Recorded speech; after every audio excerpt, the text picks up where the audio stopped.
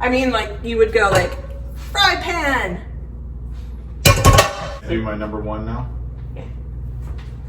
Here's my number one. Oh my gosh. I'm not saying I want her in the kitchen all the time. A while ago, I did a video about minimalist kitchen favorites. I'll put a link up here. Up here, and in the description box below. But this video is going to be about the essentials. There's a difference between favorites and essentials. What's happening? What do you do? What? That's where the link goes. The link. Okay. This does not mean I'm ill. This does not mean I have COVID. This is for the Philadelphia Phillies. Philadelphia Phillies. Let's explain the shirt. Philadelphia Phillies. We just finished. Hello. We just finished unpacking the kitchen, and I decided to play a game with Andy. He doesn't know what we're doing yet. Welcome to the channel. My name is Erica Lucas. This is Andy Lucas, and I share videos about making life simple. You can only have 10 things in your kitchen. What 10 would they be? And you have to get them and show us. And we might have the same answers on some of these. Is this just what we unpacked or in the whole kitchen? The whole kitchen. I'm gonna go with coffee maker, my number one. It's still hot, thank goodness. I'm gonna say a knife block. A knife block as one of your 10? Mm-hmm. I would not have said that. Including the one that's no longer here. I would say that type of knife, the chef knife, is one of my 10, but not the knife block. I don't need all the knives. My number one knife is the one that's not there and not replaced. I feel like I replaced it properly. Silverware. Silverware. I am not choosing that as one of my 10. I disagree. You want to eat with your fingers? Yes, because you can eat with your fingers. I don't find that essential. Whereas my coffee, that's essential. The big frying pan. Yeah. And the kettle. Okay. Kettle? Pot, whatever, the big boiling pot. I don't think I have 10 that I have to have. I also like Something to drink water. So my chopping knife, my coffee, something to drink water. That would be my third. I'm also gonna say plates, even though we can use paper plates, but that's pretty wasteful. And bowls. Oh.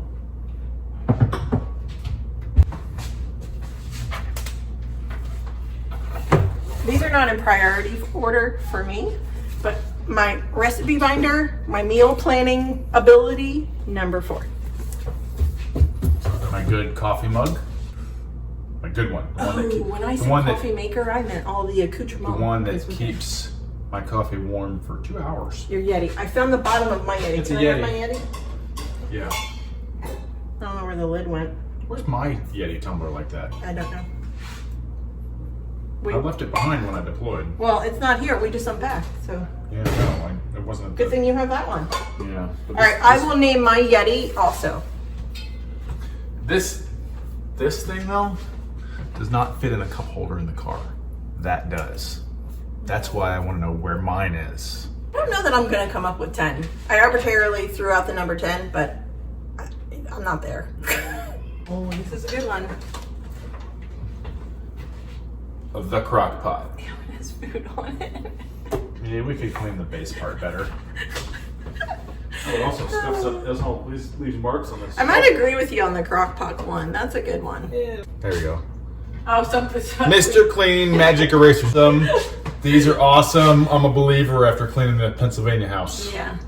But I can't come up with any more. I'm forcing it if I say, if I had to say one more thing. Really? Not this specific one, Just a dish for serving? but a serving dish. And we use this every day.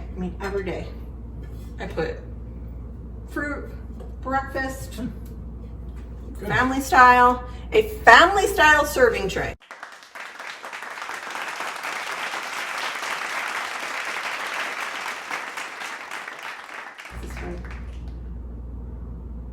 Yeah. Oh. So look at the comments of Okay. that one.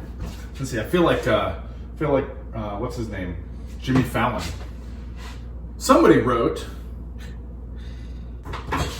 Simply Functional from Waukegan, Illinois. Just kidding. I made that up. You did, okay. But Simply Functional. Hey! Well, I'm gonna read the question. gotta be near the microphone. Come here and read. You can read it. Hopefully I don't drop your phone in the sink. So, You're not in the picture. Okay. but here I am, and I will talk loud enough for people to hear it. Is there a favorite meal or treat of his that he likes to eat as soon as he gets off the ship? Well, not really. Yes, there is. I have an answer. Well, Of your favorite thing, of something you would really, really want after a deployment. yeah, but I can't get it because it's in Colorado. Oh, Big City Burrito in Colorado was Burrito. not my answer. A beer is what I typically go for. Yes, because they can't drink on the A ship. good craft beer. Usually can't drink on the ship. And when we do, it's bad beer. Craft beer. Yep. I was going to say a Wawa ham and cheese. That's pretty good. That's pretty good. I didn't, though, when I got off the ship. I know, but I'm just saying. Yeah, that is good. It's Yeah. Next question, please. He likes. What had surprised Andy about the changes?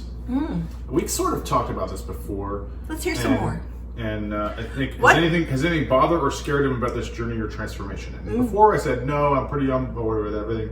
But I thought about it for a while. Ooh. I thought about this a couple weeks ago, actually, and I actually touched upon it today. There's one thing that's gone that I wish wasn't gone, Oh no. and that is that knife. Okay. The top knife, because she's gonna say it was rusty. I can fix that. I can sharpen it, I can polish it, and oil it, and it won't have rust on it anymore. I felt it was beyond salvation. I'm sorry I threw away your That's knife. okay. That's okay. I'm not mad.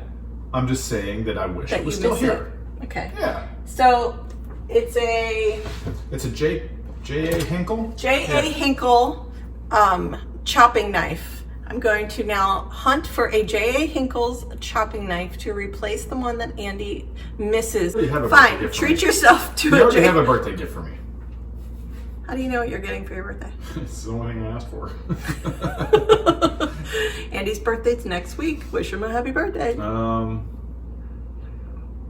What was his first reaction when you told him you wanted to become a minimalist? Do you remember my first reaction? I never really said, Andy, I'm going to be a minimalist. It was just this evolution of a journey where I started decluttering, and then it became more about managing money and not spending and fixing the reasons that we had so much stuff. And then it became about my health and more holistic and systemic mentality about minimalism. And then I was just sort of living with less. I think along the way, when you were on the ship and I would tell you that I was getting rid of stuff, you're like, okay. Mm-hmm. And I never got rid of anything without your permission.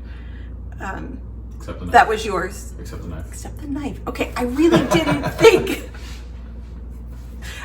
think I would need your permission about a knife. Anyway, please answer the question. I think when you first started, it was a gradual transition into minimalism. Slow, gradual transition. You would talk about getting rid of stuff. You talked about it years and years ago. Probably the first in California, probably. I guess, maybe. Do you read my text messages? Yesterday, Kristen sent me a picture of a Facebook chat from 9 years ago. I don't know how she even has access to this stuff or remembers, but she sent me a picture from 9 years ago from our move to California. I was soliciting her, my sister-in-law, to come to California and help me unpack 238 boxes. That was before kids. So we got down to 195 and we added 3 kids worth of things between the 238 and the 195. But that was 9 years ago. And in there I say, I think I need to streamline. There was no text message yesterday about that. No, in my text messages. That's why I'm saying, are you like okay. reading in my phone? Yeah. Because it's so funny that you just said that. So back then, my initial reaction was, I don't want to get rid of my stuff. Yeah. We didn't even really think about it. And I still don't want to get rid of my stuff. Okay. But there's a lot of stuff I'm okay with getting rid of because there's a lot of stuff I have that I don't use and I won't ever use. So here's a question. Are you okay getting rid of it because it's part of my journey, or are you okay getting rid of it just because you don't use it and it makes you realize you don't really need it? Both. Your journey has helped me realize that I have a lot of stuff that I don't need and I'll never need. Okay. Okay, one more question and then we'll be done. Oh, okay.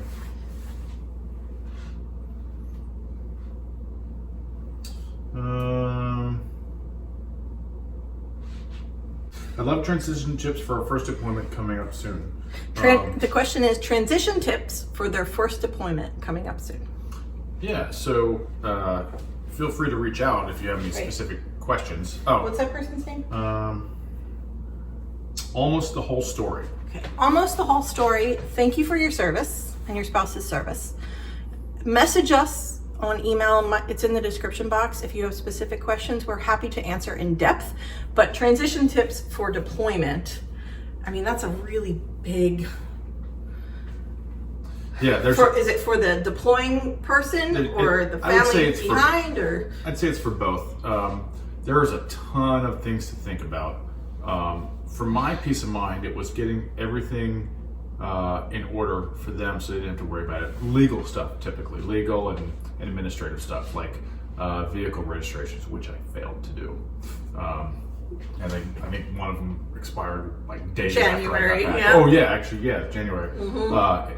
Inspection stickers on the cars. I mean, they were in Pennsylvania, they're registered in Virginia, so I wasn't too concerned about that. But things like that, power of attorney. That's a big one that I am surprised that a number of spouses do not take care of before they deploy. Power of attorney is huge. There are little things that you might have to make a decision for. If you have shared bank accounts or you need access to his bank account, you need to update vehicle registrations that are in his name. You have to have a POA during deployment to make any decisions on behalf of your spouse. Yep.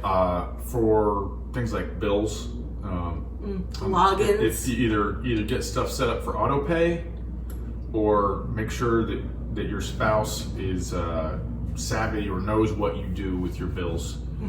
So this is the administrative side of the house for things, not the emotional side of the house. Also did my best to spend as much time as I could with Erica and the kids before I left.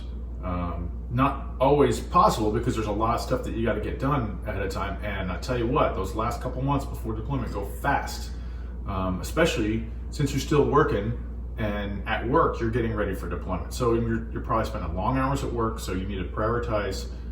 Do your best to prioritize family, but also balance it with the things you have to get done outside of work. I have two.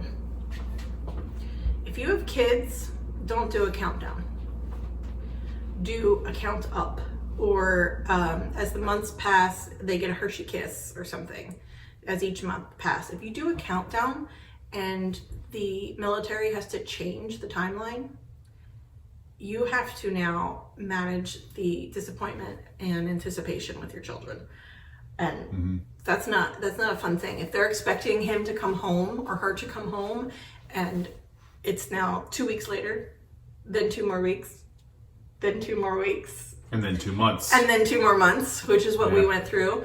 It was very hard to manage their feelings about that. They did not understand why he couldn't come home when he was supposed to come home. I would say that goes for getting ready to start the deployment too. Right, so we didn't tell the kids until just a couple days out because we didn't want them to be the second and the third deployment. We didn't tell them until a couple days out. Yeah. The first deployment, we told them 2 months out. And it was terrible. Yeah, and that was, they were very young then too. I can't imagine what it would be like now. So so what we did, they were depressed, they were angry, they were confused.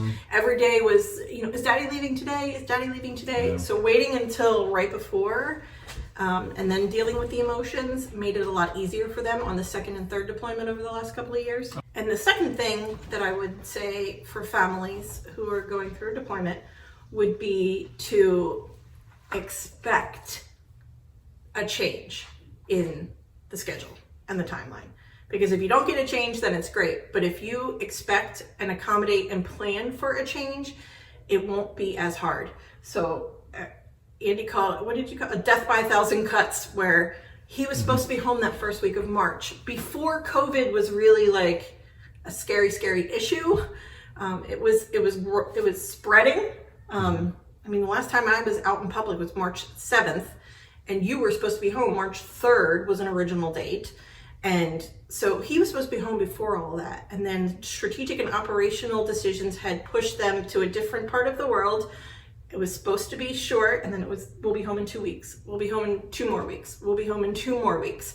And then COVID hit, and they couldn't come home. They had to stay ready at sea. They had to be deployable. Contact us. Contact me. Ask me questions. Happy to answer any questions. And if your spouse has deployed, please message me. I got you. I feel you. I see you. I know what it's like. You are not alone, even though it's lonely. I see you. That's it, right? Okay. Okay. Thanks for watching. Here's the latest video.